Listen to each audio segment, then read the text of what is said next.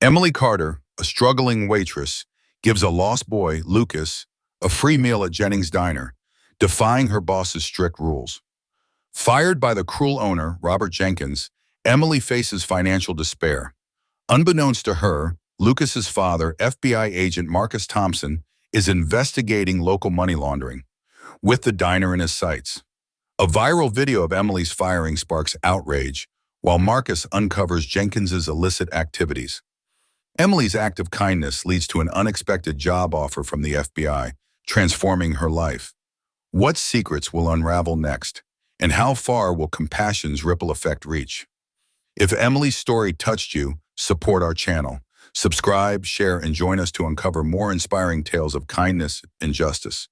Your support amplifies these voices, proving compassion matters. Hit that like button and type faith in the comments to show you believe in second chances. The biting December wind howled through the cracked windows of Jennings Diner, carrying with it a chill that seemed to settle into Emily Carter's bones. At 28, she stood behind the counter, wiping it down for what felt like the 100th time that day, her hands moving mechanically as her mind drifted. Life hadn't turned out the way she'd imagined. As a young girl, she'd dreamed of college, maybe a career in art or teaching, but those ambitions had long since faded under the weight of reality. Now, waitressing was her lifeline, a grueling job that barely covered the bills and kept her 4-year-old daughter Zoe in daycare during Emily's endless double shifts. The memory of her husband David lingered like a shadow. 3 years had passed since his car skidded off an icy overpass, leaving her a widow with a toddler who still asked, in her small, hopeful voice, when Daddy would come home. Springfield was a town worn thin by hard times, and the sparse tips left on the diner's tables reflected its struggles. Yet Emily wore her gentle smile like armor, a quiet defiance against the world's indifference. The afternoon rush had petered out, leaving only a pair of truckers hunched over their coffee mugs, their low murmurs blending with the hum of the old heater. Emily's gaze wandered to the window, where the world outside was cloaked in gray. That's when she saw him, a small boy, no older than 7, standing alone on the sidewalk. His thin jacket was no match for the biting cold, and his cheeks were raw from the wind. But it was his eyes that stopped her, eyed and hollow, fixed on a half-eaten burger left on a nearby table. Hunger radiated from him, raw and unmistakable. Emily's heart twisted, a pang of maternal instinct sharpened by years of soothing Zoe's tears. She glanced toward the kitchen, where Mr. Jenkins, the diner's owner, was barking into the phone, his voice tight with frustration. 17 years of running the place had turned him hard, his rules carved in stone. No handouts, no exceptions. Compassion, in his world, was a luxury he couldn't afford. Slipping out the door, Emily braced against the cold that sliced through her thin uniform. "Hey there," she said softly, crouching to meet the boy's wary gaze. "You okay?" He flinched, poised to bolt, but his hunger anchored him. His eyes darted to the ground, then back to her, as if weighing whether she was a threat or a lifeline. "I'm lost," he said at last, his voice small but clear. "I was with my dad at the store, but I couldn't find him. I haven't eaten since breakfast." Emily studied him, her mind racing. His clothes were clean, his shoes sturdy, his speech polished despite his fear. Not neglected, she decided, just lost, scared, and starving. "Come inside," she offered, her voice warm but firm. "It's too cold out here. We'll call your dad and get you warmed up." Inside, she settled him at the counter, her fingers trembling slightly as she dialed the number he gave her. It went straight to voicemail, a generic greeting that offered no clues. "What's your name?" she asked, already punching in the non-emergency police line. "Lucas," he replied, his eyes tracking a plate of fries carried past by another waitress. The sight of his longing hit Emily like a punch, stirring memories of Zoe's tearful pleas for snacks, when money was too tight to buy them. While waiting on hold with the police, Emily made a choice she knew could cost her. In the kitchen, a returned order sat untouched, a simple burger and fries, destined for the trash because of a mix-up. She reheated it quickly, her heart pounding as she set the plate in front of Lucas. His eyes widened, disbelief warring with gratitude. "It's okay," she whispered, leaning close. "Eat while we wait for help." Lucas had barely taken a few bites, his small hands clutching the burger like it might vanish, when Mr. Jenkins stormed out of the kitchen.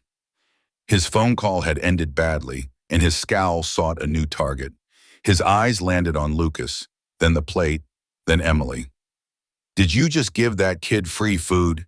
he demanded, his voice cutting through the diner's quiet hum. Every head turned, the air thick with tension. Emily straightened, her voice steady despite the knot in her stomach. "He's lost, sir, and hungry. I used the return order from table 6. It was going to be thrown out. The police are coming to help find his father." Jenkins' face darkened, his jaw tight. "That's not your call to make," he snapped. "You're fired. Get your things and get out. Now." The words hit like a slap, but Emily refused to crumble. She untied her apron with deliberate care, her hands steady even as her mind reeled. How would she pay for daycare? For rent? For Zoe's shoes already too small? She grabbed her purse, her dignity the only thing keeping her upright. Pausing by Lucas, she squeezed his shoulder gently, her voice low. "The police will take care of you," she promised, hoping he couldn't see the fear in her eyes. Then she stepped into the cold, the door's bell jingling behind her like a final judgment. The wind stung her face, but it was the weight of her future, uncertain, unforgiving, that made her chest ache. She didn't regret her choice, but the cost of it loomed like a storm on the horizon. Inside, Lucas ate in silence, his appetite dulled by the weight of what he'd witnessed. The other customers' stares felt like needles, their whispers a reminder of Emily's sacrifice. He was too young to fully grasp it, but the warmth of her kindness lingered, a flicker of light in his fear-soaked day. When the police officer arrived, he was kind, jotting down details about Lucas's father and their separation at the department store 3 blocks away. "We'll find him," the officer said, his voice calm and reassuring. Lucas nodded, but his thoughts kept circling back to Emily, her smile, the meal she'd given him at such a steep price. What no one in the diner could have known was that Lucas Thompson wasn't just a lost boy.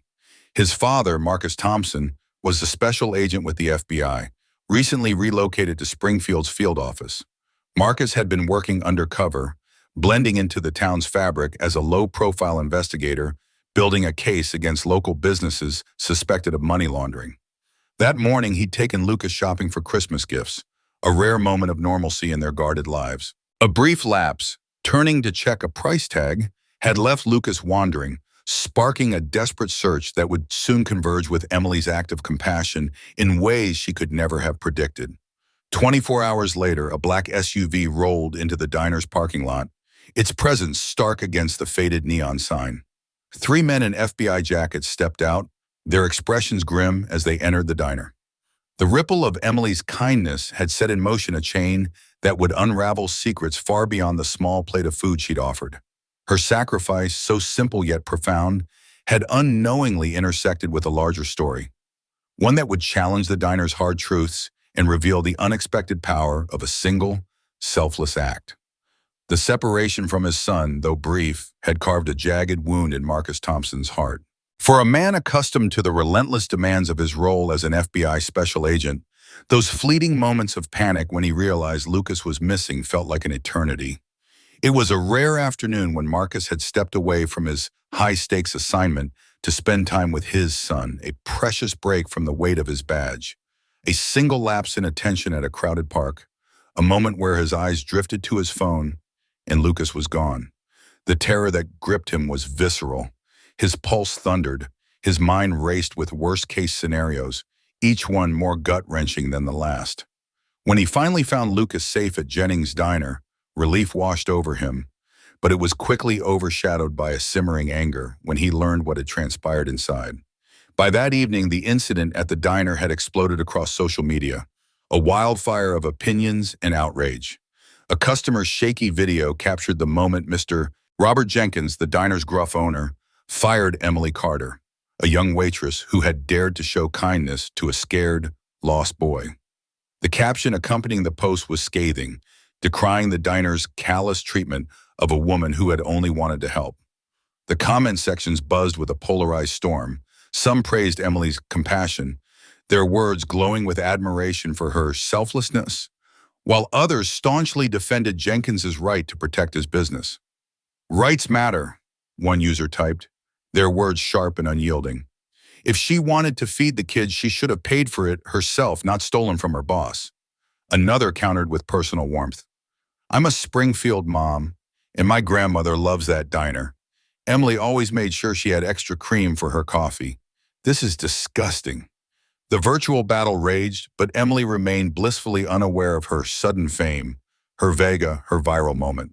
In her small, dimly lit apartment, Emily sat at her worn kitchen table, her heart heavy with worry.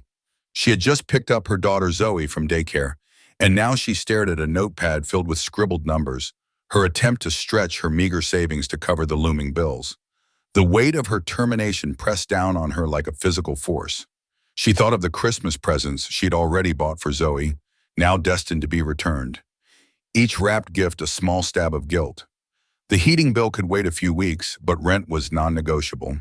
Her mind churned with what-ifs and worst-case scenarios, her chest tight with the fear of failing her daughter.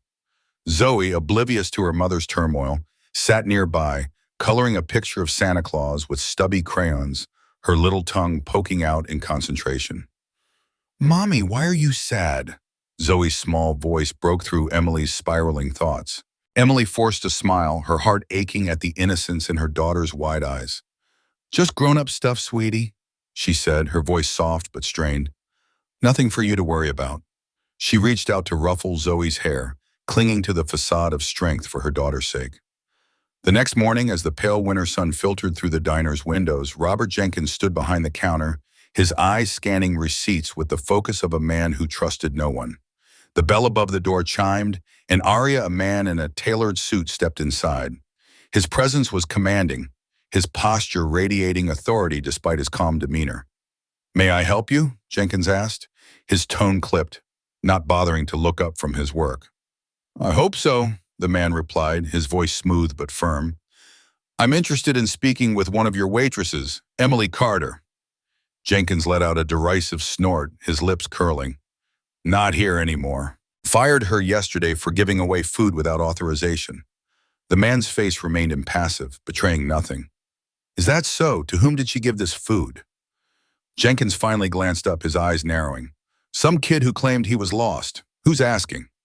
The man slid a business card across the counter with deliberate precision. "Marcus Thompson," he said, pausing as Jenkins's eyes flicked to the card. "The kid was my son." Jenkins's face paled slightly, the weight of the words sinking in as he read the title, FBI Special Agent. That same afternoon, Emily sat in her apartment, her laptop open to a rejection email from the first job she'd applied for. "We regret to inform you that your recent termination for theft renders you ineligible," it read. The word theft stung like a slap, twisting her act of kindness into something ugly. Her hands trembled as she closed the laptop, her mind spiraling into despair. When the doorbell rang, her stomach dropped. She braced herself for the landlord's impatient knock. Instead, she opened the door to find Marcus Thompson, his business card gleaming in his hand. "Miss Carter," he said, his voice warm yet professional, "I believe you helped my son yesterday. May I come in?" Inside, the modest apartment spoke volumes about Emily's life. Despite the chipped furniture and threadbare rug, the space was filled with love. A small bookshelf overflowed with children's books, their colorful spines worn from countless readings. Educational posters adorned the walls, teaching letters and numbers with cheerful cartoons. A tiny Christmas tree stood in the corner, decorated with handmade ornaments, though only a few small gifts sat beneath it. Emily's cheeks flushed with embarrassment as she gestured for Marcus to sit. "I can't thank you enough for helping Lucas," he said, his eyes softening as he spoke of his son. "He told me how kind you were, and what happened after." Emily shrugged, her gaze dropping to the floor. "Anyone would have done the same," she murmured, her voice thick with self-doubt. Marcus leaned forward, his tone resolute. "No, they wouldn't. My son sat in that diner for 45 minutes after you left. Not one person checked on him." He placed an envelope on the coffee table, its presence heavy with meaning. "Lucas was upset when he learned what happened," Marcus continued. "He insisted I make it right." Emily opened the envelope with trembling hands, her breath catching at the sight of cash, enough to cover a month's rent and expenses. Tears welled in her eyes, blurring her vision. "Mr. Thompson, this is too much," she began, but he cut her off gently. "Marcus, please, and it's not charity, it's justice." He glanced at his watch, his demeanor shifting slightly. I have an engagement this morning, but would you mind meeting me this afternoon? There's something I'd like to discuss regarding potential employment. Emily's heart skipped, a flicker of hope piercing her despair, though she barely dared to believe it. At exactly 11:30 that morning, a black government-issued SUV rolled up to Jennings Diner, its dark windows glinting under the winter sun. The lunch crowd froze, forks hovering midair, as three men in FBI jackets strode inside, their presence sucking the air from the room. Marcus Thompson led them, his earlier warmth replaced by a steely authority. "Robert Jenkins," he called, his voice carrying across the diner, though he already knew the answer.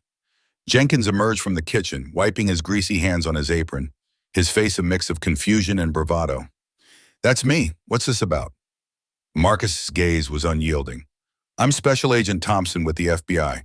We need to speak with you regarding some financial matters." In the back office, Marcus laid out the situation with clinical precision. For 18 months, the FBI had been investigating a money laundering operation linked to 3 local businesses. Jennings Diner wasn't the main target, but its books had raised red flags. Jenkins's bluster faded, his hands fidgeting as Marcus outlined discrepancies in the diner's finances. The agent's tone was calm but cutting, each word a reminder of the power he held. Meanwhile, Emily's mind buzzed with cautious hope as she prepared for her afternoon meeting with Marcus, unaware that the universe was already weaving its curious tapestry of justice and opportunity around her. The financial records hinted at something shady, suggesting the diner was being used to launder small sums of money, possibly without the owner fully realizing the extent of it. Thompson, a seasoned FBI agent with a knack for spotting deception, leaned forward in his chair, his voice calm but firm. "Your banking patterns have been erratic, Mr. Jenkins," he said, his eyes locking onto the man across the desk. Jenkins, the diner's owner, shifted uncomfortably, a bead of sweat trickling down his temple, betraying the anxiety he tried to mask. "I don't know what you're talking about," he stammered, his voice cracking under the weight of Thompson's scrutiny. But his denial felt hollow, a weak shield against the truth closing in. Thompson wasn't fazed. He slid a warrant across the polished desk, his movements deliberate, almost theatrical. "Then you won't mind if we take a closer look at your financial records," he said, his tone leaving no room for argument. Jenkins' face paled as Thompson added, "Your accountant, Mr. Delaney, was quite cooperative this morning." The mention of Delaney hit Jenkins like a punch to the gut. He collapsed into his chair, the air leaving him in a defeated sigh. Delaney, the man who kept the books for half the businesses in Springfield, including those now tangled in the FBI's investigation, had been Jenkins's trusted advisor. "I just did what he told me," Jenkins muttered, his voice barely above a whisper, his hands trembling as he gripped the arms of his chair. "He said it would save on taxes." The words tumbled out, laced with desperation, as if pleading for someone to believe he hadn't meant for things to spiral so far. By afternoon, the scene shifted to the local FBI field office, where Emily, a single mother and waitress at Jennings Diner, arrived at the address Thompson had given her. Confusion swirled in her mind, mingling with a cautious curiosity. She'd never been to a place like this, sterile, official, buzzing with purpose. An agent escorted her to a conference room where Thompson waited, his demeanor softer than it had been with Jenkins. "Sorry for the cloak and dagger routine," he said with a warm smile, gesturing for her to sit. "I wanted to make you an offer." Emily's heart raced. What could the FBI possibly want with her? She was just a waitress, scraping by to keep a roof over her daughter Zoe's head, her days a blur of coffee pots and tip jars since her husband David's death. As Thompson laid out the situation, Emily's confusion gave way to shock. Jenkins, her boss, was being charged with tax evasion and money laundering. The diner, her workplace, was likely to be sold to cover penalties and back taxes. Her stomach churned at the thought of losing her job, the one fragile thread holding her life together. But Thompson wasn't there to deliver bad news alone. "Our office needs administrative support," he said, his voice steady and reassuring. "The hours are standard, Monday through Friday, with benefits like childcare assistance and a salary that's a significant step up from waitressing. Would you be interested?" Emily stared at him, her mind reeling. A government job? For her? "Why me?" she asked, her voice tinged with disbelief. "Because of Lucas?" Lucas was Thompson's son, a boy Emily had helped with a small act of kindness months ago, a moment she'd nearly forgotten. Thompson's smile widened, but it wasn't patronizing. It was genuine. Initially, yes, because of Lucas, he admitted, but we've done our homework. Perfect attendance at your last job, glowing references before you worked for Jenkins, no criminal record, and you've shown you can keep your head under pressure. That's exactly the kind of person we need. Emily's chest tightened with a mix of pride and disbelief. She'd spent so long feeling invisible, just another face in a small town, that being seen this way felt surreal. She thought of Zoe, of the nights she'd stayed up worrying about bills, of the times she'd skipped her own meals to make sure her daughter ate. Could this be the break she'd been too afraid to hope for? Word of Jenkins' arrest and Emily's unexpected job offer spread through Springfield like wildfire. The town buzzed with gossip, but beneath the chatter was a deeper truth. A single act of kindness had unraveled a web of corruption and revealed the strength of character in those least expected. What started as a simple gesture, Emily helping Lucas on a cold December day, had set off a chain of events no one could have predicted. It was as if the universe had been waiting for that moment to shift the course of lives. 6 months later, Emily's world had transformed in ways she couldn't have imagined that winter morning. Her new role at the FBI field office brought a stability she hadn't known since David's death. Regular hours meant she was home every evening to cook dinner for Zoe, their small apartment now filled with the warmth of routine. Health insurance meant no more putting off doctor's visits, no more lying awake wondering how she'd afford Zoe's next checkup. The salary, modest but steady, allowed small joys. A new pair of shoes for Zoe when her old ones pinched her toes, a trip to the ice cream shop without calculating if it would break the budget. For the first time in years, Emily felt like she could breathe. The FBI office became more than a workplace, it became a community. During the office's family day, agents taught Zoe how to dust for fingerprints, her giggles echoing as she marveled at the powdery patterns. The administrative staff formed a tight-knit group, trading babysitting duties during school holidays, offering Emily a support system she'd never had. Her knack for organization and her meticulous attention to detail earned her respect beyond her connection to Thompson. She wasn't just the waitress who got lucky. She was Emily, a woman who brought order to chaos, who made the office run smoother with every file she sorted and every schedule she streamlined. Meanwhile, Jennings Diner found new life under a retired police officer who took over as manager. He rehired the old staff, minus Jenkins, and gave the place a new name, Second Chance Diner. The name wasn't just a nod to the business's revival, it reflected the spirit of the place. The new owner started a pay-it-forward program, letting customers pre-purchase meals for those in need. It was a small gesture, but it rippled through the community, reminding everyone that second chances could come from unexpected places. Lucas, Thompson's son, became a regular visitor at Emily's home, joining Zoe for playdates filled with Lego towers and laughter over Emily's homemade macaroni and cheese. The two children bonded effortlessly, their shared adventures a bright spot in Emily's life. One warm June evening, Thompson invited Emily and Zoe to a baseball game. As they settled into the bleachers, the air thick with the smell of popcorn and summer, Thompson handed Emily an envelope. "What's this?" she asked, her curiosity piqued. Inside was a photograph of her, Lucas, and Thompson eating together at Second Chance Diner. Someone had scrawled a caption across it. "Kindness is never wasted." "Lucas wanted you to have it," Thompson explained, his voice soft but proud. "It's for his school presentation about heroes." Emily's cheeks flushed, a wave of emotion catching her off guard. "I'm no hero," she said, shaking her head. Thompson watched his son point out the team mascot to Zoe, their excitement infectious. "That's for Lucas to decide," he replied. "Sometimes heroes are just people who do the right thing when it's easier to walk away." That night, as Emily tucked Zoe into bed, moonlight streamed through the window, casting a soft glow across her daughter's face. "Mommy?" Zoe murmured, her voice heavy with sleep. "Are you happy now?" Emily paused, her heart swelling as she traced the journey from that cold December day to this quiet, perfect moment. She thought of the fear, the exhaustion, the countless nights she'd wondered if she was enough. And yet, here she was, surrounded by stability, community, and love. "Yes," she whispered, brushing a strand of hair from Zoe's face. I'm very happy now. Because of your new job? Zoe asked, her eyes fluttering closed. Emily smiled, her fingers lingering on her daughter's cheek. Because I stayed true to who I am, even when it was hard, she said.